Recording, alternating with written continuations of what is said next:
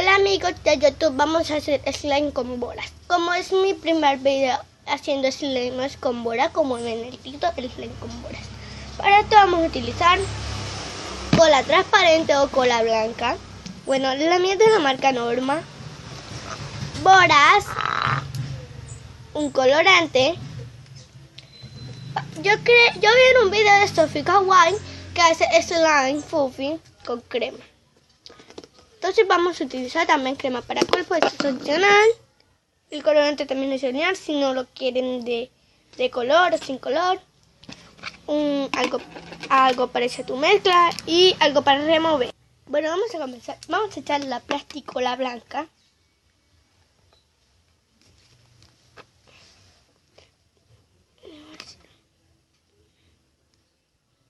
De esta misma cantidad creo que le pueden echar ustedes. Ahora vamos a echarle la crema para cuerpo o para manos. La mixta es para cuerpo. O pueden echar Chummy Cream, o sea, crema para afeitar. Y bueno, vamos a echarle el colorante. Una gótica. Y removerlo. Se están diciendo porque estoy removiendo con un trinche, porque tengo un trinche no tengo cucharita. Se da un color bonito. Ahora vamos a incorporar el boras con agua fría o caliente o tibia. Bueno, voy a echar el boras. Acabé de llegar del cole. Bueno, ya aquí le eché boras. Mire cómo tengo. Vamos a echarle agua. Bueno, miren, ya las aquí.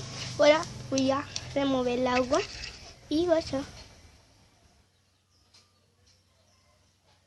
De poquito a poquito. Bueno, le voy a echar. No, ya. Miren, se comenzó a hacerse. Voy a echarle una mitad más de boras, perdón. Bueno, amiguitos, yo les dije que iba a hacer un video haciendo retos, entonces si me los dejaron o no me los dejaron, dime en los comentarios. Bueno, así me quedó. El borde sí fue difícil de conseguirlo porque aquí no se consigue, sino es que una amiga trajo el colegio y le compré. Bueno, amigas, dale like a este video si te gustó.